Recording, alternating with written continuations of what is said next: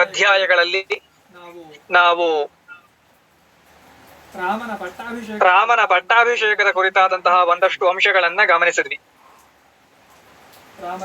ರಾಮನ ಪಟ್ಟಾಭಿಷೇಕದ ಕುರಿತಾಗಿ ದಶರಥ ಪ್ರಜೆಗಳಿಂದ ಅಪ್ಪಣೆಯನ್ನ ಪಡೆದುಕೊಂಡಂತಹದ್ದು, ಹಾಗೆ ವಸಿಷ್ಠ ವಾಮದೇವಾದಿಗಳಿಗೆ ಈ ವಿಷಯವನ್ನ ತಿಳಿಸಿ ಅದಕ್ಕೆ ಬೇಕಾದಂತಹ ಸಿದ್ಧತೆಗಳನ್ನ ಮಾಡಿಕೊಂಡಂತಹದ್ದು, ಈ ರೀತಿಯ ಅಂಶಗಳನ್ನೆಲ್ಲ ನಾವು ಹಿಂದಿನ ಒಂದು ಸಂಚಿಕೆಯಲ್ಲಿ ಗಮನಿಸಿದ್ದಾಯಿತು.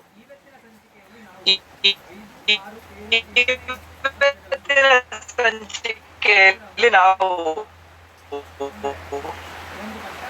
5, 6, 7, 8ನೇ ಸರ್ಗಗಳಲ್ಲಿ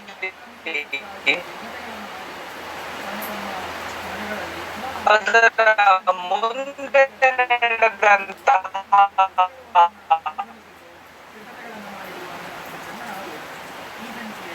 ಅಂದ್ರೆ ಒಂದು ಪಟ್ಟಾಭಿಷೇಕ ನಡೆಯುವಾಗ ಅದಕ್ಕಿಂತಲೂ ಮುಂಚೆ ಆಗಬೇಕಾದಂತಹ ಪೂರ್ವಾಂಗ ಕರ್ಮಗಳನ್ನ ಯಾವ ರೀತಿಯಾಗಿ ಮತ್ತೆ ರಾಮನ ಬದ್ಧತೆಗಳ ಮನೆಗಳ ಯಾವ ರೀತಿಯಾಗಿ ಸಂಚಿಕೆಯಲ್ಲಿ ನೋಡ್ಲಿಕ್ಕಿರುವಂತಹ ಸರ್ಕ ಶುಭಂ ದೇವಂ ಶಶಿವರ್ಣಂ ಚತುರ್ಭುಜಂ ಪ್ರಸನ್ನವದನಂ ಧ್ಯಾಯೇತ್ ಸರ್ವವಿಘ್ನೋಪಶಾಂತಯೇ ವಾಗೀಶಾದ್ಯಾಸ್ಸು ಮನಸಃ ಸರ್ವಾರ್ಥಾನಾಮುಪಕ್ರಮೇ ಯನ್ನತ್ವಾ ಕೃತಕೃತ್ಯಾಸ್ಯುಸ್ತನ್ನಮಾಮಿ ಗಜಾನನಂ ವೈದೇಹಿ ಸಹಿತಂ ಸುರದ್ರುಮತಲೆ ಹೈಮೇ ಮಹಾಮಂಡಪೆ ಮಧ್ಯೆ ಪುಷ್ಪಕೆ ವಾಜಯತಿ ಪ್ರಭಂಜನ ಸುತೆ ತತ್ವಂ ಮುನಿಭ್ಯಃ ಪರಂ ವ್ಯಾಖ್ಯಾಂತಂ ಭಾರತಾದಿಭಿಃ ಪರಿವೃತಂ ರಾಮಂ ಭಜೆ ಶ್ಯಾಮಲಂ.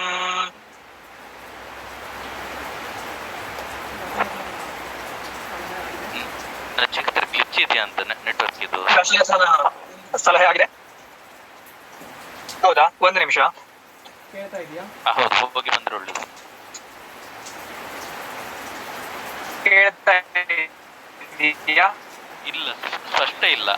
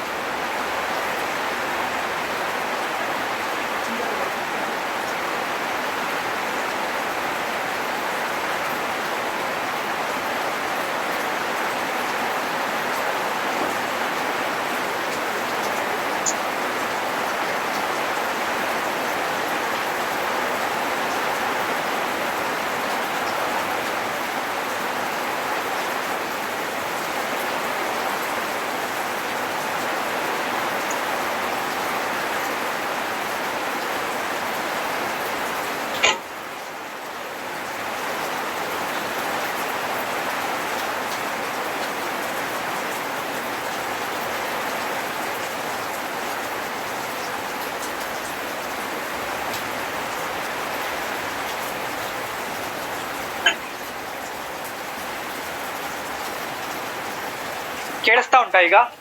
ಈಗ ಸರಿಯಾಗಿ ಕೇಳಿಸ್ತಾ ಇದೆ. ಹಾ, ಸರಿ. ಈ ಹಿಂದಿನ ಸಂಚಿಕೆಗಳಲ್ಲಿ ನಾವು ಗಮನಿಸಿದ್ದಾಗಿದೆ, ಪ್ರಜೆಗಳು ಯಾವ ರೀತಿಯಾಗಿ ರಾಮನ ಒಂದು ಪಟ್ಟಾಭಿಷೇಕಕ್ಕೆ ಒಪ್ಪಿಗೆಯನ್ನು ಸೂಚಿಸಿದ್ದಾರೆ, ದಶರಥ ಅದಕ್ಕೆ ಯಾವ ರೀತಿಯಾಗಿ ಸಂಭ್ರಮಿಸಿದ್ದಾನೆ ಅನ್ನುವಂತಹ ಎಲ್ಲ ವಿಷಯಗಳನ್ನು ನಾವು ಈಗಾಗಲೇ ಗಮನಿಸಿದ್ದೇವೆ. 5ನೆಯ ಸರ್ಗ ಪ್ರಾರಂಭವಾಗುವುದೇ ದಶರಥ ವಸಿಷ್ಠರನ್ನ ಕರೆಯುವುದರಿಂದ. ಪ್ರಜೆಗಳು ಈಗಾಗಲೇ ಒಪ್ಪಿಗೆಯನ್ನು ಸೂಚಿಸಿದ್ದಾಗಿದೆ. ದಶರಥನ ಮನೋರಥ ಸಹ ಅದಕ್ಕೆ ಸಂವಾದಿಯಾಗಿಯೇ ಇರುತ್ತದೆ. ಹಾಗಾಗಿ ದಶರಥ ವಸಿಷ್ಠರನ್ನ ಕರೀತಾನೆ. ಸಂದಿಶ್ಯ ರಾಮಂ ನೃಪತಿ ಶೋಭಾವಿನ್ಯಭಿಷೇಚನೆ ಪುರೋಹಿತಂ ಸಮಾಹೂಯ ವಸಿಷ್ಠಮಿದಮಬ್ರವೀತ್ ಅಂತ. ಹಿಂದಿನ ಸರ್ಗದಲ್ಲಿ ನಾವು ನೋಡಿದ್ದೇವೆ, ರಾಮನಿಗೆ ಒಂದಷ್ಟು ರಾಜಧರ್ಮಗಳ ವಿಷಯವನ್ನ, ಮತ್ತೆ ಯಾವ ರೀತಿಯಾಗಿ ರಾಜನಾದಂತಹವನು ಪ್ರಜೆಗಳೊಂದಿಗೆ ಇರಬೇಕು, ತನ್ನ ವಿತ್ತಕೋಶಗಳನ್ನ ಯಾವ ರೀತಿಯಾಗಿ ನೋಡಿಕೊಳ್ಳಬೇಕು, ಯಾವ ರೀತಿಯಾಗಿ ತನ್ನ ಸೈನಿಕರನ್ನ ಮತ್ತೆ ಮಂತ್ರಿಗಳನ್ನ ಇಟ್ಟುಕೊಳ್ಬೇಕು ಅನ್ನುವಂತಹ ವಿಷಯದಲ್ಲಿ ಒಂದಷ್ಟು ಸಲಹೆಗಳನ್ನ ರಾಮನಿಗೆ ಕೊಟ್ಟು ಕಳಿಸಿದಂತಹ ದಶರಥ ಈಗ ವಸಿಷ್ಠರನ್ನ ಕರೆದು ಅವರಲ್ಲಿ ಕೇಳ್ತಾನೆ, ರಾಮ ನಾಳೆ ಪಟ್ಟಾಭಿಷೇಕವನ್ನ ಹೊಂದಲಿಕ್ಕಿದ್ದಾನೆ. ಹಾಗಾಗಿ ಅವನು ಯಾವ ರೀತಿಯಾಗಿ ಈ ಉಪವಾಸಾದಿ ಏನು ಕರ್ಮಾಂಗಗಳಿರ್ತವೆಯೋ ಅದನ್ನ ಮಾಡಬೇಕು ಅಂತ ಅವನಿಗೆ ತಿಳಿಸಿ ಅಂತ ವಸಿಷ್ಠರಲ್ಲಿ ದಶರಥ ಕೇಳಿಕೊಳ್ತಾನೆ. ಆಗ ವಸಿಷ್ಠರು ಹಾಗೆ ಆಗಲಿ ಅಂತ ರಾಮನ ಅರಮನೆಗೆ ಹೋಗ್ತಾರೆ. ಅಲ್ಲಿ ರಾಮನ ಅರಮನೆಗೆ ಹೋದಾಗ ರಾಮ ತಾನಾಗಿಯೇ ಮುಂದೆ ಬಂದು ಅವರನ್ನ ಸ್ವಾಗತಿಸಿ ತನ್ನ ಅರಮನೆಗೆ ಕರೆದುಕೊಂಡು ಹೋಗ್ತಾನೆ. ಅವರು ಬಂದಂತಹ ಕಾರಣವನ್ನ ತಿಳಿಸ್ಲಿಕ್ಕೆ ಕೇಳಿಕೊಳ್ತಾನೆ. ಆಗ ವಸಿಷ್ಠರು ಹೇಳ್ತಾರೆ, ನಿನ್ನ ತಂದೆ ನನ್ನನ್ನ ಕಳಿಸಿದ್ದಾನೆ, ನಿನಗೆ ಈ ಪಟ್ಟಾಭಿಷೇಕಕ್ಕೆ ಬೇಕಾದಂತಹ ಈ ಪೂರ್ವಾಂಗ ಕರ್ಮಗಳನ್ನ ತಿಳಿಸಿಕೊಡ್ಬೇಕು ಅಂತ ನನ್ನನ್ನ ಕಳಿಸಿದ್ದಾನೆ. ಹಾಗಾಗಿ ನೀನು ಸೀತೆಯ ಜೊತೆ ಉಪವಾಸ ವ್ರತವನ್ನ ಆಚರಣೆ ಮಾಡಬೇಕು. ಮತ್ತೆ ಇವತ್ತಿನ ರಾತ್ರಿ ನೀನು ಜಿತೇಂದ್ರಿಯನಾಗಿ ಇರಬೇಕು ಸೀತೆಯೊಂದಿಗೆ ಅಂತ ಹೇಳ್ತಾರೆ. ರಾಮ ಅದಕ್ಕೆ ಒಪ್ಪಿಕೊಳ್ತಾನೆ. ಅಭಿವಾದನ ಪೂರ್ವಕವಾಗಿ ವಸಿಷ್ಠರನ್ನ ಕಳಿಸಿಕೊಡ್ತಾನೆ. ವಸಿಷ್ಠರು ಸಹ ಅದಷ್ಟನ್ನ ಹೇಳಿ ಶ್ರೀರಾಮನ ಅರಮನೆಯಿಂದ ಹೊರಬೀಳ್ತಾರೆ. ಇಲ್ಲಿ ರಾಮನಿಗೆ ಪಟ್ಟಾಭಿಷೇಕ ಆಗ್ತದೆ ಅನ್ನುವಂತಹ ಈ ವಿಷಯವನ್ನ ತಿಳಿದಂತಹ ಜನ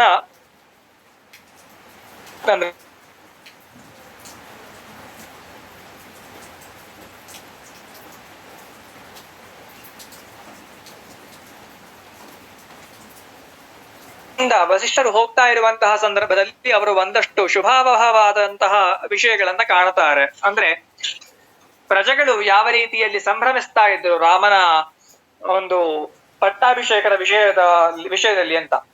ರಾಮನಿಗೆ ಅಭಿಷೇಕ ಆಗ್ತದೆ ಅನ್ನುವಂತಹ ವಿಷಯವನ್ನ ಹೇಳಿಕೊಳ್ತಾನೆ. ಅಲ್ಲಿ ಅನೇಕ ಬೀದಿಗಳಲ್ಲೆಲ್ಲ ಜನ ಮುತ್ತಿಕೊಂಡಿದ್ರು. ಅವರು ಆ ವಿಷಯವನ್ನ ತಿಳಿದು ಮತ್ತೆ ತಿಳಿಸ್ತಾ ಒಬ್ಬರಿಗೊಬ್ಬರಿಗೆ ತಿಳಿಸ್ತಾ ಸಂತೋಷ ಪಡ್ತಾ ಇದ್ರು. ಅದಕ್ಕೆ ಬೇಕಾದಂತಹ ಸಿದ್ಧತೆಗಳನ್ನ ಮಾಡಿಕೊಳ್ತಾ ಇದ್ರು ಅನ್ನುವಂತಹದ್ದನ್ನೆಲ್ಲ ವಸಿಷ್ಠರು ಕಾಣ್ತಾರೆ. ಹಾಗೆ ಅವರನ್ನೆಲ್ಲ ಸರಿದು ದಾರಿ ಬಿಡಲು ಹೇಳ್ತಾ ಮುಂದೆ ಹೋಗಿ ದಶರಥನ ಬಳಿ ಹೋಗ್ತಾರೆ. ದಶರಥನ ಆಸ್ಥಾನದಲ್ಲಿ ಅವರು ಹೇಳ್ತಾರೆ ದಶರಥನಿಗೆ, ನಾನು ರಾಮನಿಗೆ ಎಲ್ಲ ವಿಷಯಗಳನ್ನ ತಿಳಿಸಿ ಬಂದಿದ್ದೇನೆ ಅಂತ. ಅದನ್ನ ಕೇಳಿ ದಶರಥ ಸಂತುಷ್ಟನಾಗ್ತಾನೆ. ಹಾಗೆ ಸಂತುಷ್ಟನಾದಂತಹ ದಶರಥ ತನ್ನ ಅಂತಃಪುರಕ್ಕೆ ಹೋಗ್ತಾನೆ ಅನ್ನುವಂತಹ ಮಾತನ್ನ ಹೇಳಿದಲ್ಲಿಗೆ ಈ ಸರ್ಗದ ಮುಕ್ತಾಯವಾಗ್ತದೆ.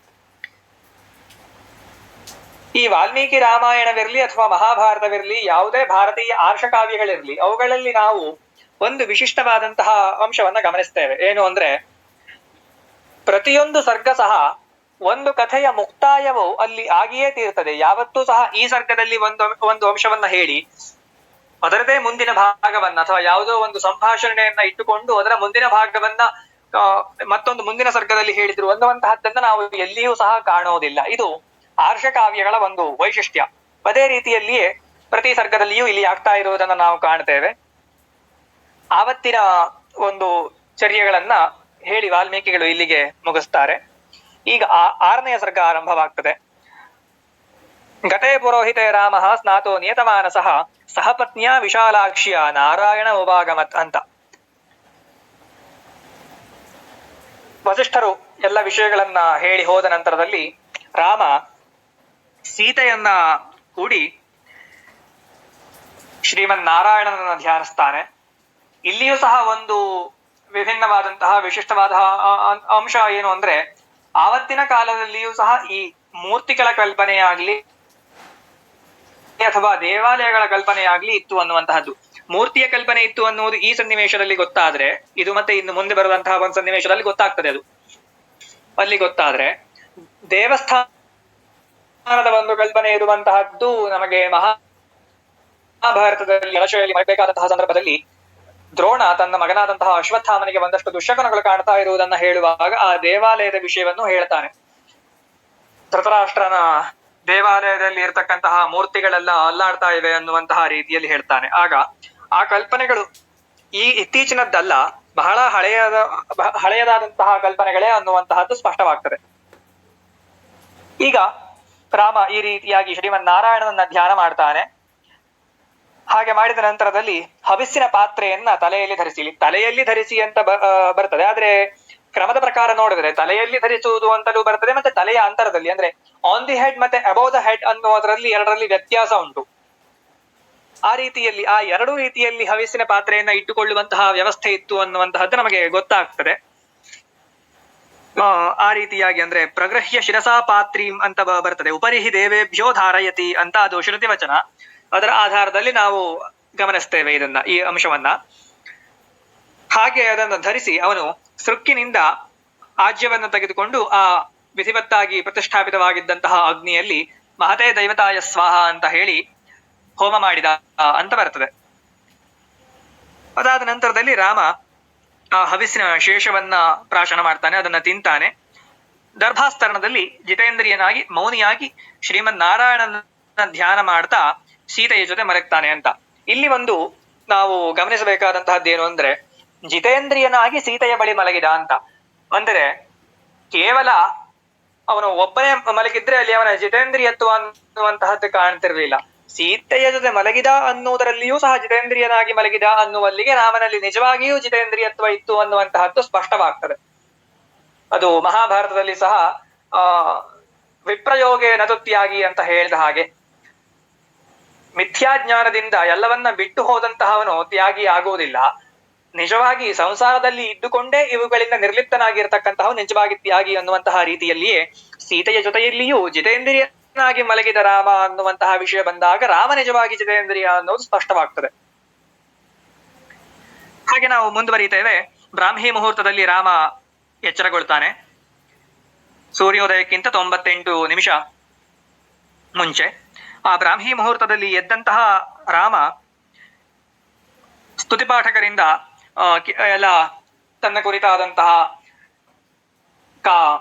ವಂದಿಮಾಗದರಿಂದ ತನ್ನ ಕುರಿತಾದಂತಹ ಹೊಗಳುವಿಕೆಯನ್ನೆಲ್ಲ ಕೇಳಿ ಸಂತುಷ್ಟನಾಗ್ತಾನೆ. ಹಾಗೆ ಅರಮನೆಗೆ ಅಲಂಕಾರವನ್ನ ಮಾಡಿಸ್ತಾನೆ, ಸಂಧ್ಯಾ ವಂದನೆ ಇತ್ಯಾದಿಗಳನ್ನ ಮಾಡ್ತಾನೆ. ಸಂಧ್ಯಾ ವಂದನೆಯಲ್ಲಿ 3 ವಿಧಿ, ಆ 3ಅನ್ನೂ ಇಲ್ಲಿ ವಾಲ್ಮೀಕಿಗಳು ಉಲ್ಲೇಖವನ್ನ ಮಾಡ್ತಾರೆ. ಅರ್ಘ್ಯ ಪ್ರದಾನ, ನಂತರದಲ್ಲಿ ಗಾಯತ್ರಿ ಜಪ, ಅದಾದ ಮೇಲೆ ಸೂರ್ಯೋಪಸ್ಥಾನ, ನಾವು ಮಿತ್ರಸ್ಯ ಚಷ್ಟಣಿ ಅಂತ ಹೇಳುವಂತಹ ಕ್ರಮದಲ್ಲಿ ಬರುವಂತಹ ಸೂರ್ಯೋಪಸ್ಥಾನ, ಇವುಗಳನ್ನೆಲ್ಲ ರಾಮ ಮಾಡಿದ ಅಂತ. ಅದಾದ ನಂತರದಲ್ಲಿ ಶುಭ್ರವಾದಂತಹ ವಸ್ತ್ರವನ್ನ, ನಿನ್ನೆ ಅದನ್ನ ನೋಡಿ ಆಗಿತ್ತು ನಾವು, ಅಹತಾನಿ ವಾಸಾಂಸಿ ಅಂತ, ಈಗ ತಾನೇ ತೊಳೆದಿರ್ತಕ್ಕಂತಹ ಯಾರೂ ಧರಿಸದೇ ಇರತಕ್ಕಂತಹ ಉತ್ತಮವಾದಂತಹ ಅಂಚುಗಳುಳ್ಳಂತಹ ವಸ್ತ್ರಕ್ಕೆ ನಾವು ಅಹತ ವಸ್ತ್ರ ಅಂತ ಕರೀತೇವೆ. ಅದನ್ನು ಧರಿಸಿದ್ದಂತಹ ರಾಮನಿಗೆ ಬ್ರಾಹ್ಮಣರು ಸ್ವಸ್ತಿವಾಚನವನ್ನ ಮಾಡ್ತಾರೆ. ಅದಾದ ನಂತರದಲ್ಲಿ ಈ ವೈದೇಹಿ ಸಹಿತನಾಗಿ ಅವನು ಸೀತಾ ಸಹಿತನಾಗಿ ರಾಮ ಉಪವಾಸ ವ್ರತಗಳನ್ನ ಮುಗಿಸಿದ ಅಂತ ಗೊತ್ತಾದ ತಕ್ಷಣದಲ್ಲಿ ಆ ವಿಷಯಗಳು ಮಂಗಲವಾದ್ಯಾದಿಗಳ ಒಂದು ಮೊಳಗುವಿಕೆಯಿಂದಾಗಿ ಪ್ರಜೆಗಳಿಗೆ ಗೊತ್ತಾಗ್ತದೆ. ಪ್ರಜೆಗಳು ಸಹ ಅದರಿಂದ ಬಹಳ ಸಂತುಷ್ಟರಾಗ್ತಾರೆ. ಅವರು ಬೀದಿಗಳಲ್ಲಿ ಈ 4 ದಾರಿಗಳು ಒಟ್ಟು ಸೇರುವಂತಹ ಆ ಒಂದು ಚೌಕ ಅಂತ ನಾವು ಹೇಳ್ತೇವೆ, ಅಲ್ಲಿ ಎಲ್ಲ ಕಡೆಯಲ್ಲಿ ಈ ವಿಷಯವನ್ನ ಹೇಳಿಕೊಂಡು ಬಹಳ ಸಂತೋಷವನ್ನ ಪಡ್ತಾ ಇದ್ರು. ಅವರು ಇಡೀ ರಾಜ್ಯವನ್ನ ಅಲಂಕರಿಸಿದ್ರು. ಹಾಗೆ ರಾಮನ ಪಟ್ಟಾಭಿಷೇಕ ಇನ್ನೂ ಆಗದೇ ಇರುವಂತಹ ಸಂದರ್ಭದಲ್ಲಿಯೇ ಪಟ್ಟಾಭಿಷೇಕದ ಕುರಿತಾಗಿ ಅವರು ಪದ್ಯಗಳನ್ನ ರಚನೆ ಮಾಡಿ ಅದನ್ನ ಆಡುವಂತಹದ್ದು, ಹಾಗೆ ಈ ಆಟಗಳನ್ನ ಆಡುವಂತಹದ್ದು, ಈ ರೀತಿಯಾಗಿ ಅವುಗಳನ್ನೆಲ್ಲ ಮಾಡ್ತಾ ಇದ್ರು. ಆ ರೀತಿಯಾಗಿ ಸಂಭ್ರಮಿಸ್ತಾ ಇದ್ರು ರಾಮನ ಪಟ್ಟಾಭಿಷೇಕದ ವಾರ್ತೆಯನ್ನ ಅಂತ ನಾವು ಇಲ್ಲಿ ಕಾಣ್ತೇವೆ. ಹಾಗೆ ಅಲ್ಲಿ ಸೇರಿಕೊಂಡಿದ್ದಂತಹವರು ರಾಮನ ಪಟ್ಟಾಭಿಷೇಕದ ಜೊತೆಯಲ್ಲಿಯೇ ದಶರಥನ ಕುರಿತಾಗಿಯೂ ಸಹ ಅವರು ಹೊಗಳುವಿಕೆಯನ್ನ ಹೊಗಳ್ತಾ ಇದ್ದ ನಾವು ಕಾಣ್ತೇವೆ. ಅಹೋ ಮಹಾತ್ಮ ರಾಜಾಯಂ ಇಕ್ಷ್ವಾಕು ಕುಲ ನಂದನಃ ಜ್ಞಾತ್ವಾಯೋ ವೃದ್ಧಮಾತ್ಮಾನಂ ರಾಮಂ ರಾಜ್ಯಾಭಿಷೇಚ್ಯತಿ ಸರ್ವೇ ಹ್ಯನುಗ್ರಹೀತಾಸ್ಮ ಎನ್ನೋ ರಾಮೋ ಮಹೀಪತಿ ಚಿರಾಯ ಭವಿತಾ ಗೋಪ್ತಾ ದೃಷ್ಟಲೋಕ ಪರಾವರಹ ಅಂತ. ತನಗೆ ವಯಸ್ಸಾಗ್ತಾ ಇದೆ ಎನ್ನುವಂತಹದ್ದು ಗೊತ್ತಾಗಿ ರಾಮನನ್ನ ಅಭಿಷಿಕ್ತನನ್ನಾಗಿ ಮಾಡ್ತಾ ಇರುವಂತಹ ದಶರಥ ನಿಜವಾಗಿಯೂ ಶ್ರೇಷ್ಠನಾದಂತಹವನು, ಇಕ್ಷ್ವಾಕು ಕುಲ ನಂದನನೇ ಆಗಿದ್ದಾನೆ ಅವನು. ರಾಮ ನಮ್ಮ ಎಲ್ಲ ಆಗು ಹೋಗುಗಳನ್ನು ಚೆನ್ನಾಗಿ ನೋಡಿಕೊಳ್ಳುವುದಕ್ಕೆ ಸಮರ್ಥನಾಗಿದ್ದಾನೆ. ಅಂತಹ ರಾಮನನ್ನ ಪಟ್ಟಾಭಿಷಿಕ್ತನನ್ನಾಗಿ ಮಾಡ್ತಾ ಇರುವಂತಹ ದಶರಥ ಶ್ರೇಷ್ಠನಾದಂತಹವನು ಅಂತ ಪ್ರಜೆಗಳು ಹೇಳ್ತಾರೆ. ಹಾಗೆ ರಾಮನ ಕುರಿತಾಗಿ ಒಂದಷ್ಟು ಅವರು ಹೊಗಳುವಿಕೆಯನ್ನು ನಾವಿಲ್ಲಿ ಕಾಣ್ತೇವೆ. ಇದು ಹಿಂದಿನ ಸಂಚಿಕೆ ಸರ್ಗದಲ್ಲಿ ನಾನು ಹೇಳಿದ್ದೆ, ಒಂದಷ್ಟು ಜನರನ್ನ ಹೊಗಳಬೇಕು ಅಂದ್ರೆ ಹುಡುಕ್ಬೇಕಾಗ್ತದೆ, ನಿಜವಾಗ್ಲೂ ಗುಣ ಉಂಟೋ ಇಲ್ವೋ ಅಂತ. ಇನ್ನಷ್ಟು ಜನರಿಗೆ ಸಿಗುವುದೇ ಇಲ್ಲ, ಮತ್ತಷ್ಟು ಜನರಿಗೆ ಹುಡುಕಿದಷ್ಟು ಹೇಳಿದಷ್ಟು ಮುಗಿಯುವುದೇ ಇಲ್ಲ ಅನ್ನುವಂತಹ ರೀತಿಯಲ್ಲಿ ಅದನ್ನ ನಾವು ಮುಂದೆ ಸಹ ಕಾಣ್ತೇವೆ ಅರಣ್ಯಕಾಂಡಗಳಲ್ಲಿ. ಮಾರೀಚ ಸಹ ರಾವಣನ ಬಳಿ ಹೇಳ್ತಾನೆ, ರಾವಣನ ಬಳಿ ಹೇಳುವುದು ಅಂತಲ್ಲ, ರಾವಣ ಅವನಿಗೆ ತಾನು ನಿನ್ನನ್ನ ಕೊಲ್ತೇನೆ ನೀನು ಅಕಸ್ಮಾತ್ ನಾನು ಹೇಳಿದ ಕಾರ್ಯವನ್ನ ಮಾಡದೇ ಇದ್ರೆ ಅಂತ ಹೇಳಿದಾಗ, ರಾಮಾದಪಿ ಹಿ ಮರ್ತವ್ಯಂ ರಾವಣಾದಪಿ, ರಾವಣೆಂದಲಾದ್ರೂ ಸಾಯ್ಬೇಕು, ರಾವಣನಿಂದ ಸಾಯುವುದೇ ಈಗ, ಅದನ್ನ ತಪ್ಪಿಸ್ಲಿಕ್ಕೆ ಬರುವುದು, ಅದಕ್ಕೆ ವಿಕಲ್ಪ ಇಲ್ಲ. ಆದ್ರೆ ಉಭಯೋರ್ಯದಿ ಮರ್ತವ್ಯಂ, ಇಬ್ಬರಿಂದಲಾದ್ರೂ ಒಬ್ಬರಿಂದಲಾದ್ರೂ ಸಾಯ್ಲೇಬೇಕು ಅಂತ ಆದ್ರೆ ವರಂ ರಾಮೋ ನ ರಾವಣ ಅಂತ. ರಾಮನಿಂದ ಸಾಯುವುದೇ ಶ್ರೇಷ್ಠವಾದಂತಹದ್ದೇ ಹೊರತು ರಾವಣನಿಂದ ಸಾಯುವುದಲ್ಲ ಅಂತ. ಈ ರೀತಿಯಾಗಿ ರಾಮನ ಕುರಿತಾಗಿ ನಾವು ಅನೇಕ ಒಂದು ಆ ಮಾತುಗಳನ್ನ, ಹೊಗಳಿಕೆ ಮಾತುಗಳನ್ನ ಕೇಳ್ತೇವೆ. ಅದು ಯಾವುದು ಸಹ ಅತಿಶಯೋಕ್ತಿ ಅಲ್ಲ ಅನ್ನುವಂತಹದ್ದು ಇಡೀ ರಾಮಾಯಣವನ್ನು ಓದಿದಾಗ ನಮಗೆ ಗೊತ್ತಾಗುವಂತಹದ್ದು. ಅನುದ್ಧತ ಮನ ವಿದ್ವಾನ್ ಧರ್ಮಾತ್ಮ ಭ್ರಾತೃವತ್ಸಲಃ ಯಥಾಚ ಭ್ರಾತೃಚು ಸ್ನಿಗ್ಧ ತಥಾಸ್ಮಾ ಸ್ವಪಿ ರಾಘವ ಅಂತ. ಯಾವ ರೀತಿಯಾಗಿ ತಮ್ಮಂದಿರ ವಿಷಯದಲ್ಲಿ ರಾಮ ಇದ್ದಾನೋ ಅದೇ ರೀತಿಯಾಗಿ ತಥಾವತ್ಸಲನೂ ಸಹ ಆಗಿದ್ದಾನೆ. ಅವನ ಭ್ರಾತೃವತ್ಸಲನಷ್ಟೇ ಅಲ್ಲ ಅನ್ನುವಂತಹ ರೀತಿಯಲ್ಲಿ ಅವನ ಬಗ್ಗೆ ಹೇಳ್ತಾರೆ. ಚಿರಂ ಜೀವಂತು ಧರ್ಮಾತ್ಮ ರಾಜ ದಶರಥೋ ನಗಃ ಯತ್ ಪ್ರಸಾದೇನಾಭಿಷಿಕ್ತಂ ರಾಮಂ ರಕ್ಷ್ಯಾಮಹೇ ವಯಂ ಅಂತ. ರಾಮನಂತಹ ಶ್ರೇಷ್ಠನಾದಂತಹ ವ್ಯಕ್ತಿಯನ್ನ ರಾಜನನ್ನಾಗಿ ಮಾಡ್ಲಿಕ್ಕಿರುವಂತಹ ದಶರಥ ಇನ್ನೂ ಅನೇಕ ವರ್ಷಗಳು ಅವನು ನೀರೋಗ ದೃಢಕಾಯನಾಗಿ ಜೀವಿಸಿರಲಿ ಅನ್ನುವಂತಹ ಮಾತುಗಳನ್ನ ಪ್ರಜೆಗಳು ಹೇಳ್ತಾರೆ. ಈ ರೀತಿಯಾಗಿ ಪ್ರಜೆಗಳು ಸಂತೋಷ ಪಡ್ತಾ ಇದ್ದಲ್ಲಿಗೆ ಇಡೀ ಒಂದು ರಾಮನಗರಿ ಅಥವಾ ರಾಮರಾಜ್ಯವಾಗಲಿ ಅಥವಾ ದಶರಥನ ಒಂದು ಅಯೋಧ್ಯ ನಗರಿ ಅದು ವಾಲ್ಮೀಕಿಗಳು ವರ್ಣನೆ ಮಾಡುವ ಹಾಗೆ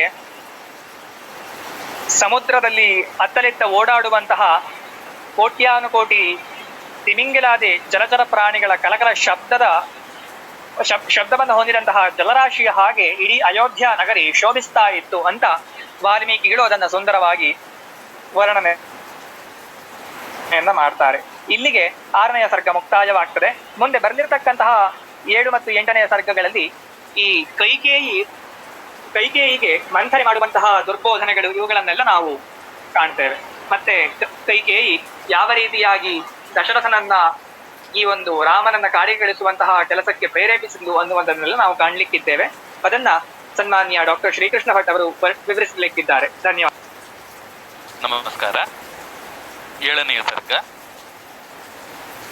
ನಗರದಲ್ಲಿ ಎಲ್ಲಿ ನೋಡಿದ್ರು ಕೂಡ ಸಂಭ್ರಮದ ವಾತಾವರಣ. ಪುರಜನ ಎಲ್ಲರೂ ಸಂಭ್ರಮದಲ್ಲಿದ್ದಾರೆ. ಎಲ್ಲರೂ ಕೂಡ ಮಿಂದು ಶುಚಿರ್ಭೂತರಾಗಿ ಸಂಚಾರ ಮಾಡ್ತಾ ಇದ್ದಾರೆ. ಎಲ್ಲರ ಮುಖದಲ್ಲೂ ಕೂಡ ಹರ್ಷ. ಇಂತಹ ಸಂದರ್ಭದಲ್ಲಿ ಮಂಥರಿ ಎನ್ನುವಂತಹ ಕೈಕೇಯಿಯ ದಾಸಿ ಮಂಥರ ಆಕೆ ಚಂದ್ರನಂತೆ ಸ್ವಚ್ಛವಾಗಿಯೂ ಉನ್ನತವಾಗಿಯೂ ಇದ್ದಂತಹ ಅಂತಃಪುರದ ಮೇಲ್ಮಹಡಿಯನ್ನ ಏರ್ತಾಳೆ. ಹೀಗೆ ಏರಿದಂತಹ ಆಕೆ ಹೊರಗೆ ನೋಡ್ತಾ ಇದ್ರೆ ಎಲ್ಲಿ ನೋಡಿದ್ರು ಕೂಡ ಸಂತೋಷದ ವಾತಾವರಣ ಕಾಣಿಸ್ತಾ ಇದೆ. ಜ್ಞಾತಿದಾಸಿ ಯಥೋ ಜಾತ ಕೈಕೇಯಾಸ್ತು ಸಭೂಷಿತ ಪ್ರಾಸಾದಂ ಚಂದ್ರ ಸಂಕಾಶಂ ಆರುರೋಹ ಎದೃಚ್ಛಯ. ಅಕಸ್ಮಾತಾಗಿ ಆಕೆ ಮಹಡಿಯನ್ನ ಹತ್ತಿರ್ತಾಳೆ. ಹೊರಗೆ ನೋಡ್ಬೇಕಿದ್ರೆ ಇಲ್ಲಿ ನೋಡಿದ್ರು ಕೂಡ ಸಂಭ್ರಮದ ವಾತಾವರಣ, ಉತ್ಸವದ ವಾತಾವರಣ. ಯಾಕೆ ಅಂತ ಆಕೆಗೆ ಅರ್ಥವಾಗುವುದಿಲ್ಲ. ಅಯೋಧ್ಯ ನಗರದಲ್ಲಿ ರಾಜಬೀದಿಗಳೆಲ್ಲವೂ ಕೂಡ ತೊಳೆದು ಶುದ್ಧವಾದ ಹಾಗೆ ಕಾಣಿಸ್ತಾ ಇವೆ. ತಾವರೆ, ನೈದಿಲೆ ಮುಂತಾದ ಹೂಗಳಿಂದ ಅಲಂಕರಿಸಲ್ಪಟ್ಟಿವೆ. ಮಾತ್ರವಲ್ಲ, ಎಲ್ಲಿ ನೋಡಿದ್ರು ಕೂಡ ಧ್ವಜಸ್ತಂಭಗಳನ್ನು ನೆಟ್ಟಿದ್ದಾರೆ, ಬಾವುಟಗಳು ಹಾರಾಡ್ತಾ ಇವೆ. ಮಾತ್ರವಲ್ಲ, ದಾರಿಗಳನ್ನು ಕೂಡ ಚಂದನೋದಕದಿಂದ ಶುಚಿಗೊಳಿಸಿದ್ದಾರೆ. ಎಲ್ಲರೂ ಕೂಡ ತಲೆಗೆ ಮಿಂದು ಶುಚಿರ್ಭೂತರಾಗಿದ್ದಾರೆ, ಶುಭ್ರರಾಗಿದ್ದಾರೆ. ದೇವಸ್ಥಾನದ ಬಾಗಿಲುಗಳಲ್ಲೆಲ್ಲ ಬ್ರಾಹ್ಮಣರು ವಿವಿಧ ಬಗೆಯ ಹೂವಿನ ಹಾರಗಳು, ಭಕ್ಷ್ಯ ಭೋಜ್ಯಾದಿಗಳನ್ನು ಹಿಡಿದು ಪೂಜಾರ್ಥವಾಗಿ ನಿಂತುಕೊಂಡಿದ್ದಾರೆ. ಮಂಗಳ ವಾದ್ಯದ ಧ್ವನಿಗಳು ಎಲ್ಲ ಕಡೆಯಲ್ಲೂ ಕೂಡ ಮೊಳಗ್ತಾ ಇದ್ವು. ಮಂತ್ರಘೋಷ ಕೇಳ್ತಾ ಇದ್ವು. ಇದರಿಂದ ಸಂತೋಷಭರಿತರಾದಂತಹ ಜನರನ್ನ ಕಂಡು ಇದಕ್ಕೆ ಕಾರಣ ಏನು ಎನ್ನುವುದನ್ನು ತಿಳಿಯದೆ ಆಕೆ ಹತ್ತಿರದಲ್ಲಿದ್ದಂತಹ ಇನ್ನೊಬ್ಬಳು ದಾಸಿಯನ್ನು ಕುರಿತಂತೆ ಕೇಳ್ತಾಳೆ. ಈ ನಾಡಿನ ಜನ ಇಷ್ಟು ಸಂಭ್ರಮದಲ್ಲಿರುವುದಕ್ಕೆ ಏನು ಕಾರಣ? ಮಾತ್ರವಲ್ಲ, ಆಕೆಗೆ ಇನ್ನೂ ಕುತೂಹಲ ಅನಿಸಿದ್ದು, ಉತ್ತಮೇನಾಭಿಸಂಯುಕ್ತ ಹರ್ಷೇಣ ಅರ್ಥಪರ ಸತಿ ರಾಮಮಾತಾ ಧನಂ ಕಿಮ್ನು ಜನೇಭ್ಯ ಸಂಪ್ರಯಚ್ಛತಿ. ಅತ್ಯಂತ ಜಿಪುಣಳಾದಂತಹ ರಾಮನ ತಾಯಿಯು ಆಕೆ ಹೀಗೆ ಹೇಳ್ತಾಳೆ. ಆಕೆ ಧನವನ್ನ ದಾನ ಮಾಡ್ತಾ ಇದ್ದಾಳೆ. ಇದಕ್ಕೇನು ಕಾರಣ ಎನ್ನುವ ಹಾಗೆ ಕೇಳ್ತಾಳೆ. ಆಗ ಆ ದಾಸಿಯು ಪರಮ ಸಂತೋಷವನ್ನು ಹೊಂದುತ್ತಾಳೆ. ಮಾತ್ರವಲ್ಲ, ಸಂತೋಷದಿಂದ ಈಕೆಗೆ ಉತ್ತರವನ್ನು ಕೊಡುತ್ತಾಳೆ. ಅದೇನೆಂದ್ರೆ,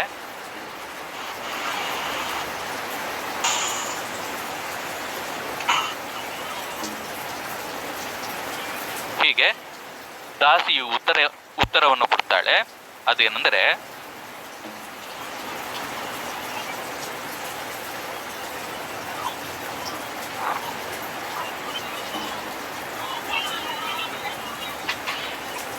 ಮಹಾರಾಜನಾದಂತಹ ದಶರಥನು ಶ್ರೀರಾಮನಿಗೆ ಯುವರಾಜ್ಯಾಭಿಷೇಕವನ್ನು ಮಾಡುವುದಕ್ಕೆ ಸಿದ್ಧತೆಯನ್ನು ನಡೆಸಿದ್ದಾನೆ.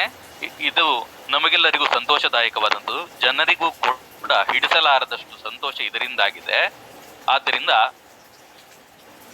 ನಾಡಿನ ಜನತೆ ಸಂಭ್ರಮವನ್ನು ಆಚರಿಸ್ತಾ ಇದೆ. ಇನ್ನು ಹಾಗೆ ಪರಮ ಸಂತೋಷದಿಂದ ಉಪ್ಪಿ ಹೋದಂತಹ ಆಕೆ ಕೂನು ಬೆನ್ನಿನ ಮಂಥರೆಗೆ ಶ್ರೀರಾಮನ ಅಭ್ಯುದಯ ವೃತ್ತಾಂತವನ್ನು ಹೇಳುತ್ತಾಳೆ. ಹೀಗೆ ದಶರಥ ಮಹಾರಾಜನು ನಾಳೆ ಪುಷ್ಯ ನಕ್ಷತ್ರದಲ್ಲಿ ಶಾಂತ ಸ್ವಭಾವನು ಗುಣಶಾಲಿಯೂ ಆದ ಶ್ರೀರಾಮನಿಗೆ ಆಕೆ ಮಾತಿನಲ್ಲಿ ಇದೇ ರೀತಿ ಹೇಳ್ತಾ ಇದ್ದಾಳೆ. ರಾಮಂ ಅಭಿಷೇಚಯಿತ ಘನ್ ಅನಘಂ ಎನ್ನುವ ಹಾಗೆ ಆಕೆ ಹೇಳುತ್ತಾಳೆ.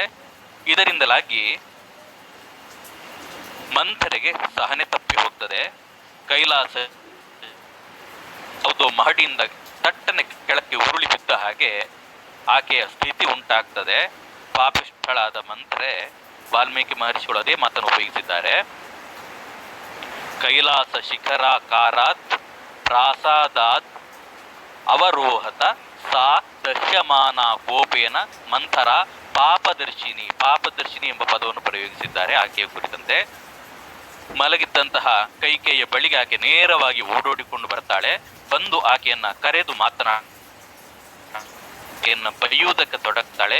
ಉತ್ತಿಷ್ಠ ಮೂಢೆ ಕಿಂ ಶೇಷೇ ಭಯಂ ತ್ವಾ ಅಭಿವರ್ತತೆ ಉಪಪ್ಲೋ ತಮ ಘೌಘೇನ ಕಿಂ ಆತ್ಮಾನಂ ನ ಬುದ್ಧ್ಯಸೆ ಎನ್ನುವ ಹಾಗೆ ನೇರವಾಗಿ ಬೈಯುತ್ತಾಳೆ. ಮೂಢೆ, ಏಳು, ಇನ್ನೂ ಮಲಗಿದ್ದೀಯಲ್ಲವೇ? ಭಯಂಕರವಾದ ವಿಪತ್ತು ನಿನ್ನನ್ನು ಆವರಿಸಿಕೊಂಡಿದೆ. ಕಷ್ಟ ಪರಂಪರೆ ನಿನ್ನನ್ನು ಮುತ್ತಿಕೊಂಡಿದೆ. ಆದರೆ ನಿನಗದರ ಗೋಚರ ಇಲ್ಲ. ಪರಿವೇ ಇಲ್ಲದೆ ಮಲಗಿಕೊಂಡಿದ್ದೀಯಲ್ಲ. ನಿನ್ನ ಗಂಡನ ಮೇಲೆ ನಿನ್ನ ಭ್ರಮೆಯಲ್ಲಿದ್ದೀಯೇ. ಹಾಗೆ ನೀನು ಇದು ತನಕ ಜಂಭ ಕೊಚ್ಚಿಕೊಳ್ತಾ ಇದ್ದೆ. ಆದರೆ ನಿನ್ನ ಸೌಭಾಗ್ಯ ಎನ್ನುವುದು ಸ್ಥಿರವಲ್ಲ, ಶಾಶ್ವತವಲ್ಲ.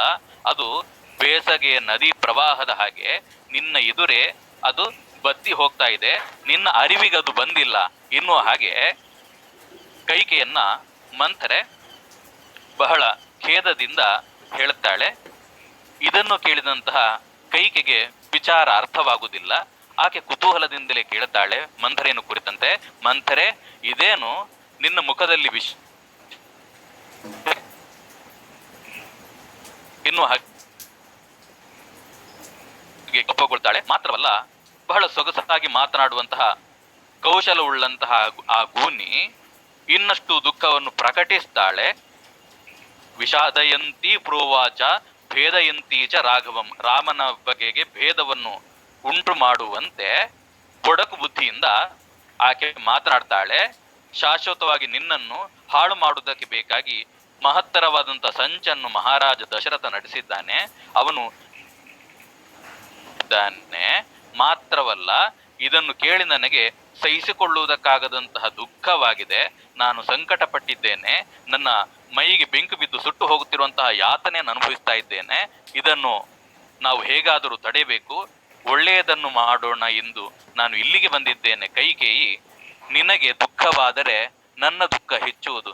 ನಿನಗೆ ನಿಜವಾಗಿ ಒಳ್ಳೆಯದಾದರೆ ನನಗೂ ಒಳ್ಳೆಯದಾಗ್ತದೆ. ಈ ವಿಚಾರದಲ್ಲಿ ಸಂದೇಹವೇ ಬೇಡ. ನೀನು ಮಹಾರಾಜರ ವಂಶದಲ್ಲಿ ಹುಟ್ಟಿ ಮಹಾರಾಜನ ಪತ್ನಿಯಾಗಿ ರಾಣಿಯಾಗಿದ್ದೀಯ. ಆದರೂ ರಾಜಧರ್ಮ ಎನ್ನುವುದು ಭಯಾನಕವಾದದ್ದು, ಅತ್ಯಂತ ಘೋರವಾದದ್ದು. ನಿನಗದು ತಿಳಿಯದೇ ಹೋಗಿದೆ. ನಿನ್ನ ಗಂಡ ಬಾಯಿಂದ ಧರ್ಮದ ಮಾತನಾಡ್ತಾ ಇದ್ದಾನಾದರೂ ಕೂಡ ಅಂತರಂಗದಲ್ಲಿ ವಂಚನೆ ಇದೆ, ಕಾಪಟ್ಟಿ ಇದೆ. ಮೇಲೆ ಮೃದುವಾಗಿ ನಯವಾಗಿ ಮಾತನಾಡ್ತಾನೆ, ಅಂತರಂಗದಲ್ಲಿ ಮಹಾಕ್ರೂರಿ ಆತ. ನೀನು ಶುದ್ಧ ಮನಸ್ಸಿನವಳು. ಈಗ ರಾಜ ನಿನಗೆ ದ್ರೋಹವನ್ನು ಮಾಡಿದ್ದಾನೆ ಎನ್ನುವುದೂ ಕೂಡ ನಿನಗೆ ಅರ್ಥವಾಗ್ತಾ ಇಲ್ಲ. ಕೆಲಸಕ್ಕೆ ಬಾರದ ರಾಜನ ನಯವಾದ ನಂಬಿಕೊಂಡಿದ್ದೀಯೇ. ಆತ ಸಮಯಕ್ಕೆ ತಕ್ಕಂತೆ ಮಾತನಾಡುತ್ತಾನೆ. ನಿಜವಾದ ಪ್ರೇಮ ಆತನಿಗಿರುವುದು ಕೌಸಲ್ಯ ಮೇಲೆ, ನಿನ್ನ ಮೇಲಲ್ಲ. ದುರ್ಬುದ್ಧಿಯನ್ನು ಅರಿಯದಂತಹ ರಾಜನ ದುರ್ಬುದ್ಧಿಯನ್ನು ಅರಿಯದಂತಹ ಭರತನು ನಿನ್ನ ತವರು ಮನೆಗೆ ಹೋಗಿದ್ದಾನೆ. ರಾಜ ಉದ್ದೇಶಪೂರ್ವಕವಾಗಿ ಭರತನನ್ನು ನಿನ್ನ ತವರು ಮನೆಗೆ ಅಟ್ಟಿ ಈ ಕಡೆಯಲ್ಲಿ ನಾಳೆ ದಿವಸ ಬೆಳಗಿನಲ್ಲಿ ರಾಜ್ಯದ ಯುವರಾಜ ಪಟ್ಟಾಭಿಷೇಕವನ್ನ ರಾಮನಿಗೆ ಮಾಡಬೇಕು ಎನ್ನುವಂತೆ ನಿರ್ಣಯಿಸಿಕೊಂಡಿದ್ದಾನೆ. ನೀನು ವಿವೇಕಿಯಲ್ಲ, ಆದ್ದರಿಂದಲೇ ಶತ್ರುವನ್ನು ಗಂಡನೆಂದು ಪ್ರೀತಿಯಿಂದ ಕಾಣುತ್ತಾ ಇದ್ದೀಯೇ. ಆದ್ದರಿಂದ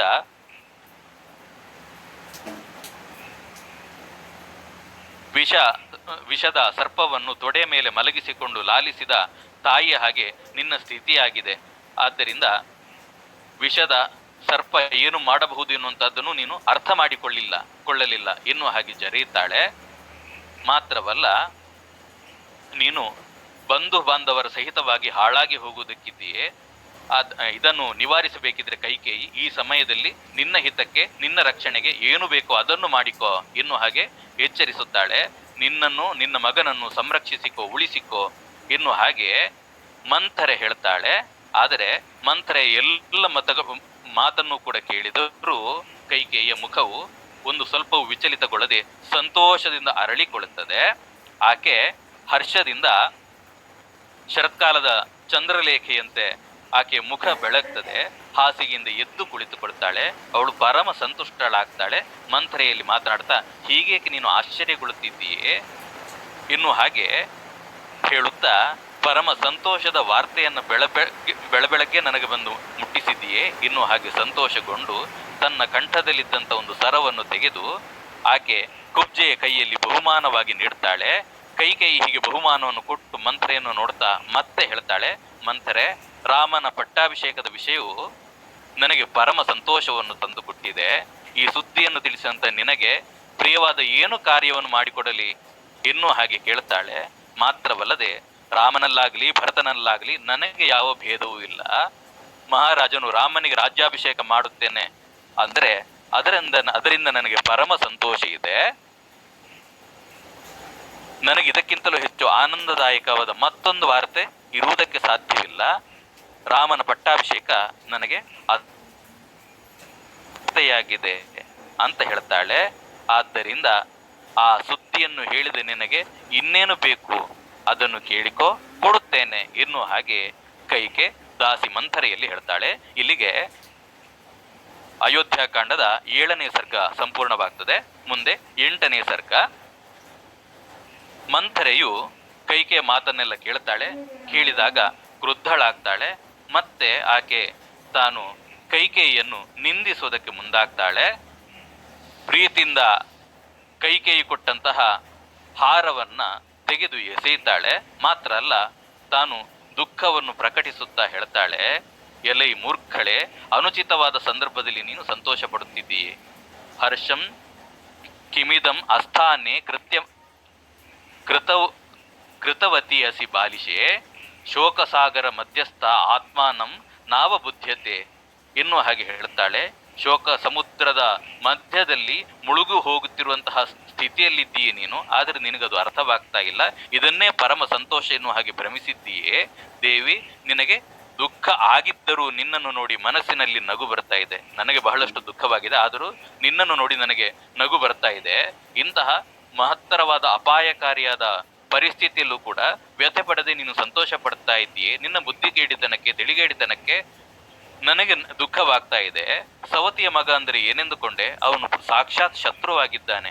ಅವನ ಅಭ್ಯುದಯ ಅಂದ್ರೆ ನಿನಗೆ ಮೃತ್ಯು ಅಭಿವೃದ್ಧಿ ಹೊಂದಿದ ಹಾಗೆ. ಸಪತ್ನಿ ಪುತ್ರಸ್ಯ ವೃದ್ಧಿಂ ಮೃತ್ಯೋರಿವ ಆಗತಾಂ ಎನ್ನುವ ಹಾಗೆ ಕೈಕೇಯಿ ಹೇಳ್ತಾಳೆ. ನೀನು ಇದನ್ನು ಕಂಡು ಹರ್ಷ ಪಡ್ತಾ ಇದ್ದೀಯೇ. ಯಾವ ಬುದ್ಧಿವಂತರು ಇಂತಹ ಪರಿಸ್ಥಿತಿಯಲ್ಲಿ ಸಂತೋಷವಾಗಿರುವುದಕ್ಕೆ ಸಾಧ್ಯ ಇದೆ ಎನ್ನುವ ಹಾಗೆ ಪ್ರಶ್ನೆ ಮಾಡ್ತಾಳೆ. ಭರತನಿಗೆ ರಾಮನಂತೆಯೇ ರಾಜ್ಯದಲ್ಲಿ ಸಮಾನವಾದ ಅಧಿಕಾರ ಇದೆ. ಆದ್ದರಿಂದ ರಾಮನಿಗೆ ಭರತನ ಬಗ್ಗೆ ಹೆದರಿಕೆ ಇದೆ, ಅಳುಕು ಇದೆ. ಆದ್ದರಿಂದಲಾಗಿ ರಾಮನು ಭರತನಿಗೆ ಏನು ಕೆಡುಕನ್ನು ಮಾಡಬಹುದು ಎನ್ನುವಂತೆ ನನಗೆ ಭೀತಿ ಉಂಟಾಗಿದೆ, ಆತಂಕ ಉಂಟಾಗಿದೆ. ಮಹಾ ಧನುರ್ಧಾರಿಯಾದಂತಹ ಲಕ್ಷ್ಮಣ ಆತ ಯಾವ ರೀತಿಯಲ್ಲಿ ನೋಡಿದರೂ ಕೂಡ ರಾಮನನ್ನು ಅನುಸರಿಸಿ ನಡೆಯುತ್ತಾ ಇರ್ತಾನೆ. ಭರತನ ಜೊತೆಯಲ್ಲಿ ಶತ್ರುಘ್ನ ಅನುಸರಿಸಿ ನಡೆಯುತ್ತಾನೆ. ಇದರಿಂದಲಾಗಿ ಭರತ ಶತ್ರುಘ್ನರ ಬಗೆಗೆ ರಾಮನಿಗೆ ಒಳ್ಳೆಯ ಅಭಿಪ್ರಾಯ ಇರುವುದಕ್ಕೆ ಸಾಧ್ಯ ಇಲ್ಲ. ಮಾತ್ರ ಅಲ್ಲ, ಜನ್ಮಕ್ರಮದಿಂದ ರಾಮನ ಹೊತ್ತಿನಲ್ಲಿ ಭರತನಿರುವುದರಿಂದ ಕಿರಿಯರಾದ ಲಕ್ಷ್ಮಣ ಶತ್ರುಘ್ನರಿಗೆ ರಾಜ್ಯ ಪ್ರಾಪ್ತಿಯಾಗುವುದು ಇದು ಕಷ್ಟ ಸಂಗತಿಯಾಗಿದೆ. ಇದನ್ನು ಆಕೆ ಹೇಳ್ತಾಳೆ. ವಾಲ್ಮೀಕಿ ಮಹರ್ಷಿಗಳು ಕಾವ್ಯದಲ್ಲಿ ಉದಾಹರಿಸಿದಂತ ಶ್ಲೋಕ ಇದು. ಪ್ರತ್ಯಾಸನ್ನ ಕ್ರಮೇಣಾಪಿ ಭರತಸ್ಯೈವ ಭಾಮಿನಿ ರಾಜಕ್ರಮೋ ವಿಪ್ರಕೃಷ್ಟಃ ತಯೋಸ್ತಾವತ್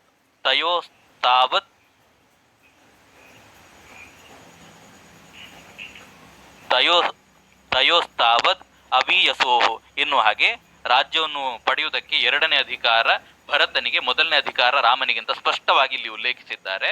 ರಾಮನು ಹಿರಿಯನಾದರೆ ಅವನಿಗಿಂತಲೇ ಕಿರಿಯನು ಭರತ ಎನ್ನುವುದನ್ನು ಇಲ್ಲಿ ಸ್ಪಷ್ಟವಾಗಿಸಿದ್ದಾರೆ.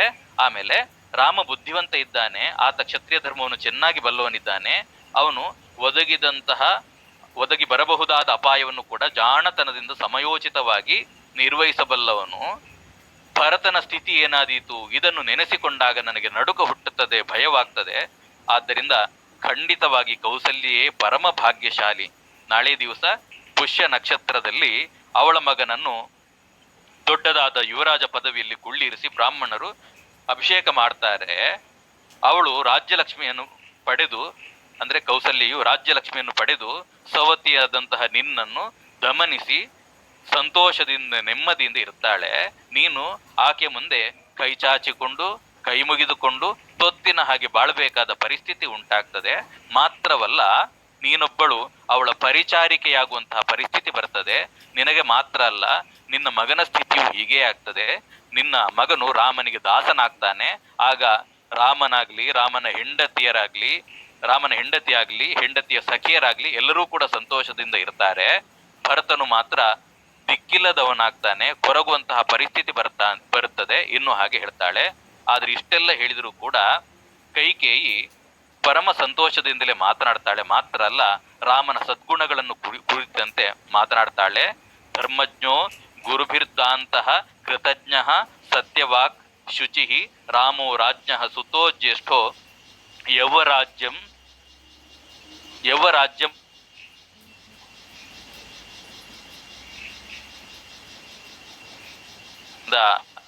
ಉಪದೇಶವನ್ನು ಪಡೆದು ವಿನೀತನಾಗಿ ನಡೆದುಕೊಳ್ಳುವನು. ಆತ ಕೃತಜ್ಞನಿದ್ದಾನೆ, ಸತ್ಯಸಂಧ ಪ್ರಾಮಾಣಿಕನಿದ್ದಾನೆ. ಮಾತ್ರವಲ್ಲ, ಮನೋವಾಕ್ ಕಾಯಗಳಲ್ಲಿ ಆತ ಶುಚಿಯನ್ನು ಅಳವಡಿಸಿಕೊಂಡವನಾಗಿದ್ದಾನೆ. ಅಷ್ಟು ಮಾತ್ರವಲ್ಲದೆ ಹಿರಿಯ ಮಗನಾದ್ದರಿಂದ ಆತ ಸಹಜವಾಗಿ ಯುವರಾಜ ಪದವಿಗೆ ಅರ್ಹತೆಯನ್ನು ಹೊಂದಿದವನಾಗಿದ್ದಾನೆ. ಅವನು ತನ್ನ ತಮ್ಮಂದಿರನ್ನಾಗಲಿ ಆಶ್ರಿತರನ್ನಾಗಲಿ ಬಹಳ ಪ್ರೀತಿಯಿಂದ ಪಾಲಿಸಿಕೊಂಡು ಬರುತ್ತಾನೆ. ಆ ವಿಚಾರದಲ್ಲಿ ಯಾವ ಸಂದೇಹವೂ ಇಲ್ಲ. ಆದ್ದರಿಂದ ಎಲೆ ಕುಬ್ಜೆ, ರಾಮನಿಗೆ ಅಭಿಷೇಕವಾಗುವುದನ್ನು ಕೇಳಿ ನೀನು ಯಾಕೆ ಈ ರೀತಿ ಉರಿದು ಬೀಳುತ್ತಿದ್ದೀಯೇ ಇನ್ನೂ ಹಾಗೆ ಕೇಳುತ್ತಾಳೆ. ಮಾತ್ರವಲ್ಲದೆ 100 ವರ್ಷಗಳ ಮೇಲಾದರೂ ಪುರುಷ ಶ್ರೇಷ್ಠನಾದಂತಹ ಭರತನು ಬಯಸಿದ ಅಂತಾದರೆ ಪಿತ್ರಾರ್ಜಿತವಾದಂತಹ ರಾಜ್ಯದಲ್ಲಿ ಭಾಗವನ್ನು ಎಂದು ಬೇಕಾದರೂ ಕೂಡ ಭರತನು ತೆಗೆದುಕೊಳ್ಳಬಹುದು. ನಿನಗೆ ಇದೆಲ್ಲ ತಿಳಿಯುವುದಿಲ್ಲವೇ ಎನ್ನುವ ಹಾಗೆ ಹೇಳ್ತಾಳೆ. ನಮಗೆ ಎಲ್ಲ ಬಗೆಯ ಶ್ರೇಯಸ್ಸು ಕೂಡ ಈಗಾಗಲೇ ದೊರಕಿದೆ. ಮಂಗಳ ಕಾರ್ಯವು ನಡೆಯುವಂತಹ ಸಂದರ್ಭದಲ್ಲಿ ಇಂತಹ ಕೆಟ್ಟ ಮಾತುಗಳನ್ನು ಯಾಕಾಡುತ್ತಿದ್ದೀಯೇ ಎನ್ನುವ ಹಾಗೆ ಕೇಳ್ತಾಳೆ. ನನಗೆ ಭರತನು ಯಾವ ರೀತಿಯಲ್ಲಿ ಬೇಕಾದವನು, ಎಷ್ಟು ಪ್ರೀತಿ ಪಾತ್ರನೋ ಅದೇ ರೀತಿಯಲ್ಲಿ ರಾಮನೂ ಪ್ರೀತಿ ಪಾತ್ರನಾದವನು. ರಾಮನು ಬೇಕಿದ್ರೆ ನನಗೆ ಇನ್ನೂ ಒಂದು ತೂಕ ಹೆಚ್ಚು. ಆದ್ದರಿಂದ ಕೌಸಲ್ಯಗಿಂತಲೂ ಹೆಚ್ಚಾಗಿ ನನ್ನನ್ನು ಆತ ಕಾಣುತ್ತಿದ್ದಾನೆ, ಸೇವೆ ಮಾಡ್ತಾ ಇದ್ದಾನೆ. ರಾಮನಿಗೆ ರಾಜ್ಯ ಬಂದರೆ ಭರತನಿಗೆ ರಾಜ್ಯ ಬಂದಷ್ಟೇ ಸಂತೋಷ. ಹೀಗೆ ರಾಘವನು ತಮ್ಮಂದಿರನ್ನು ಚೆನ್ನಾಗಿ ನಡೆಸಿಕೊಳ್ಳುತ್ತಾನೆ ಎನ್ನುವಂತೆ ಕೈಕೇಯಿ ಮಂಥರೆಯಲ್ಲಿ ಮರು ನುಡಿಯುತ್ತಾಳೆ. ಅವಳ ಮಾತನ್ನು ಕೇಳಿದ ಮಂಥರೆಗೆ ಮತ್ತಷ್ಟು ದುಃಖವಾಗ್ತದೆ. ಅವಳು ಬಿಸಿಯಾಗಿ ನಿಟ್ಟುಸಿರನ್ನು ಬಿಟ್ಟು ಕೈಕೇಯಿಯನ್ನು ಕುರಿತು ಮತ್ತೆ ಹೇಳುತ್ತಾಳೆ. ನಿನಗೆ ಮುಂದೆ ಬರುವಂತಹ ದುರಂತ ಕಾಣ್ತಾ ಇದ್ದರೂ ಮೂರ್ಖಳಂತೆ ವ್ಯವಹರಿಸ್ತಾ ಇದ್ದೀಯೇ. ಸತ್ಯವನ್ನು ನೀನು ಅರ್ಥ ಮಾಡಿಕೊಳ್ತಾ ಇಲ್ಲ. ನಾನಾ ಬಗೆಯ ಸಂಕಟಗಳಿಂದ ತುಂಬಿದಂತಹ ದೊಡ್ಡ ದುಃಖ ಸಮುದ್ರದಲ್ಲಿ ಮುಳುಗಿ ಹೋಗುತ್ತಿದ್ದೀಯೇ. ನಿನಗಿದು ಅರ್ಥವಾಗ್ತಾ ಇಲ್ಲ. ರಾಮನು ರಾಜನಾದರೆ ಮುಂದೆ ಅವನ ಮಗನೇ ರಾಜನಾಗುತ್ತಾನೆ. ಕೈಕೇಯಿ, ಭರತನು ರಾಜವಂಶದ ಪರಂಪರೆಯಿಂದ ತಪ್ಪಿ ಹೋಗುತ್ತಾನೆ. ರಾಜನ ಮಕ್ಕಳೆಲ್ಲರೂ ರಾಜರಾಗುವುದಿಲ್ಲ, ಇದು ತಿಳಿದುಕೋ ಎನ್ನುವ ಹಾಗೆ ಎಚ್ಚರಿಸ್ತಾಳೆ. ಎಲ್ಲರನ್ನೂ ರಾಜರನ್ನಾಗಿ ಮಾಡುವುದು ದೊಡ್ಡ ಅನೀತಿ. ಆದ್ದರಿಂದ ಕೈಕೇಯಿ, ಕ್ಷತ್ರಿಯರು ತಮ್ಮ ಹಿರಿಯ ಮಗನಿಗೆ ರಾಜ್ಯದ ಭಾರವನ್ನು ವಹಿಸಿಕೊಟ್ಟು ಬಿಡ್ತಾರೆ. ನಿನ್ನ ಮಗ ಮುಂದೆ ಖಂಡಿತವಾಗಿಯೂ ಕಷ್ಟದಲ್ಲಿ ಸಿಲುಕಿ ಹಾಕಿಕೊಳ್ಳುತ್ತಾನೆ. ಅವನಿಗೆ ಯಾವ ಬಗೆಯ ರಾಜ್ಯ ಸುಖವೂ ದೊರಕುವುದಿಲ್ಲ. ರಾಜವಂಶೀಯನೆಂಬ ಹೆಸರೂ ಕೂಡ ಇಲ್ಲದೆ ಅನಾಥವಾಗಿ ಹೋಗುತ್ತಾನೆ. ಇದನ್ನೆಲ್ಲ ತಿಳಿದುಕೊಂಡು ನಾನು ನಿನಗೆ ತಿಳಿಸುವುದಕ್ಕೋಸ್ಕರ ಬಂದಿದ್ದೇನೆ. ನನ್ನನ್ನು ನೀನು ಅರ್ಥ ಮಾಡಿಕೊಳ್ಳುತ್ತಿಲ್ಲ. ನಿನ್ನ ಸವತಿಗೆ ಅಭ್ಯುದಯ ಆಗುತ್ತಿದ್ದರೆ ನನಗೆ ಬಹುಮಾನವನ್ನು ಕೊಡುವುದಕ್ಕೆ ನೀನು ಮುಂದಾಗ್ತಾ ಇದ್ದೀಯೇ. ರಾಮನಿಗೆ ರಾಜ್ಯವು ಸಿಕ್ಕರೆ ಸಂಕಟವು ತೊಲಗಿ ಹೋಗಲೆಂದು ಅವನು ನಿಶ್ಚಯವಾಗಿಯೂ ಭರತನನ್ನು ದೇಶಭ್ರಷ್ಟನನ್ನಾಗಿ ಮಾಡ್ತಾನೆ. ಇಷ್ಟು ಮಾತ್ರವಲ್ಲ, ಆತ ಮುಂದೆ ಒಂದು ದಿನ ಭರತನನ್ನು ಕೊಂದು ಹಾಕಬಹುದು. ಭರತನು ಚಿಕ್ಕವನಾಗಿರುವಾಗಲೇ ನೀನು ಅವನನ್ನು ಸೋದರ ಮಾವನ ಮನೆಗೆ ಕಳುಹಿಸಿ ಬಿಟ್ಟಾಗಿದೆ. ಮರ ಬಳ್ಳಿಗಳಿಗೆ ಕೂಡ ಹತ್ತಿರ ಇರುವುದರಿಂದ ಪರಸ್ಪರ ಪ್ರೀತಿಯು ಬೆಳೆಯುತ್ತದೆ. ಕಾಡಿನಲ್ಲಿ ಇರತಕ್ಕ ಕಟ್ಟಿಗೆ ಕಡಿಯುವವರು ಒಂದು ಮರವನ್ನು ಕತ್ತರಿಸಲು ಹೋದರಂತೆ. ಆಗ ಮರದ ಸುತ್ತಲೂ ಇದ್ದಂತಹ ಮುಳ್ಳಿನ ಪೊದೆಗಳು ಮರವನ್ನು ವಿಪತ್ತಿನಿಂದ ರಕ್ಷಿಸಿ ಪಾರು ಮಾಡಿದವಂತೆ. ಆ ಸುಮಿತ್ರೆಯ ಮಗನು ರಾಮನಿಗೆ ಬೆಂಬಲವಾಗಿರುತ್ತಾನೆ. ಅಂದ್ರೆ ಲಕ್ಷ್ಮಣನು ಯಾವತ್ತೂ ಕೂಡ ರಾಮನನ್ನು ರಕ್ಷಿಸ್ತಾನೆ. ಅಶ್ವಿನಿ ದೇವತೆಗಳಂತೆ ಅವರಲ್ಲಿ ಅಣ್ಣ ತಮ್ಮಂದಿರ ಸ್ನೇಹವು ಲೋಕಪ್ರಸಿದ್ಧವಾಗಿದೆ. ಆದ್ದರಿಂದ ರಾಮನು ಲಕ್ಷ್ಮಣನಿಗೆ ಯಾವ ಕೇಡನ್ನು ಮಾಡುವುದಿಲ್ಲ. ಲಕ್ಷ್ಮಣ ಯಾವತ್ತೂ ರಾಮನಿಗೆ ನೆರವನ್ನುಂಟು ಮಾಡುತ್ತಾನೆ. ಭರತನಿಗೆ ಖಂಡಿತವಾಗಿ ಇಬ್ಬರು ಕೇಡನ್ನು ಮಾಡುತ್ತಾರೆ. ಇನ್ನು ಈ ವಿಚಾರದಲ್ಲಿ ಯಾವ ಸಂದೇಹವೂ ಬೇಡ. ಆದ್ದರಿಂದ ನಿನ್ನ ಮಗನು ರಾಜಗೃಹದಿಂದ ನೇರವಾಗಿ ಅರಣ್ಯಕ್ಕೆ ಹೊರಟು ಹೋಗಲಿ, ಅದೇ ಒಳ್ಳೆಯದು ಎನ್ನುವ ಹಾಗೆ ನನಗನಿಸ್ತಾ ಇದೆ. ನಿನಗೂ ಇದು ಶ್ರೇಯಸ್ಸನ್ನುಂಟು ಮಾಡಬಹುದು. ಇಲ್ಲದಿದ್ದರೆ ಭರತನು ತಂದೆಯ ಒಪ್ಪಿಗೆಯಂತೆ ರಾಜ್ಯವನ್ನು ಪಡೆದರೆ ಮಾತ್ರ ನಿನಗೂ ನಿನ್ನ ಬಂಧುಗಳಿಗೂ ಶ್ರೇಯಸ್ಸು ಉಂಟಾದೀತು. ಸುಖವಾಗಿರಬೇಕಾದ್ರೆ ನಿನ್ನ ಹುಡುಗನು ರಾಮನಿಗೆ ಸಹಜವಾಗಿ ಶತ್ರುವಾಗಿದ್ದಾನೆ. ರಾಜ್ಯವನ್ನು ಗಳಿಸಿಕೊಂಡು ಸರ್ವಾಧಿಕಾರವನ್ನು ಪಡೆದ ರಾಮನ ವಶದಲ್ಲಿ ಸಕಲವನ್ನು ಕಳೆದುಕೊಂಡ ಭರತನು ಬದುಕಿರುವುದಕ್ಕೂ ಕೂಡ ಸಾಧ್ಯ ಇಲ್ಲ. ವನದಲ್ಲಿ ಸಿಂಹವು ಬೆನ್ನಟ್ಟಿಕೊಂಡು ಹೋಗುವ ಆನೆಯಂತೆ ರಾಮನ ಆಕ್ರಮಣಕ್ಕೆ ಸಿಕ್ಕಿದ ಭರತನ ಸ್ಥಿತಿ ಉಂಟಾದೀತು. ಹೇಗಾದರೂ ಮಾಡಿ ಅವನನ್ನು ಉಳಿಸಿಕೊ. ನೀನು ಸೌಭಾಗ್ಯದ ಗರ್ವದಿಂದ ಇದು ತನಕ ರಾಮನ ತಾಯಿಯನ್ನು ಅಲಕ್ಷ್ಯ ಮಾಡಿದ್ದೀಯ, ಕಡೆಗಣಿಸಿದ್ದೀಯ. ಆ ಸವತಿ ನಿನ್ನ ಮೇಲೆ ಇರುವಂತಹ ಹಗೆತನವನ್ನು, ವೈರವನ್ನು ಸಾಧಿಸದೆ ಬಿಡುವುದಿಲ್ಲ. ಆದ್ದರಿಂದ ಬೇಕಾದಷ್ಟು ಐಶ್ವರ್ಯದಿಂದ ತುಳುಕುವಂತಹ ಪಟ್ಟಣ ಏನಿದೆ ಅದನ್ನು ನಿನ್ನ ಮಗನ ಪಾಲಿಗೆ ಮಾಡಿಕೊಡು. ಈ ರಾಜ್ಯವು ರಾಮನ ಕೈವಶವಾಯಿತೆಂದರೆ ನಿನ್ನ ಹಣೆಬರಹವು ತೀರಿತು. ಭರತನಿಗೂ ಕಷ್ಟ, ನಿನಗೂ ಕಷ್ಟ, ಅಪಮಾನ, ದೈನ್ಯ ಇದು ಕಟ್ಟಿಟ್ಟ ಬುತ್ತಿ. ಆದ್ದರಿಂದ ರಾಮನಿಗೆ ರಾಜ್ಯಾಧಿಕಾರವು ದೊರಕಿದರೆ ಭರತ ನಿಶ್ಚಿತವಾಗಿ ದಿಕ್ಕು ಕೆಡುವಂತಹ ಪರಿಸ್ಥಿತಿ ಉಂಟಾಗ್ತದೆ. ಆ ಶತ್ರುವನ್ನು ದೇಶದಿಂದ ಹೊರಡಿಸುವುದು ಹೇಗೆ ಎನ್ನುವ ಬಗೆಗೆ ಆಲೋಚಿಸು ಎನ್ನುವ ಹಾಗೆ ಮಂಥರೆ ದುರ್ಬೋಧೆಯನ್ನು ಮುಂದುವರಿಸ್ತಾಳೆ. ಇಲ್ಲಿಗೆ ಅಯೋಧ್ಯಾಕಾಂಡದ 8ನೇ ಸರ್ಗ ಸಂಪೂರ್ಣವಾಗ್ತದೆ. ಧನ್ಯವಾದಗಳು. ನಚಿಕೇತರೆ.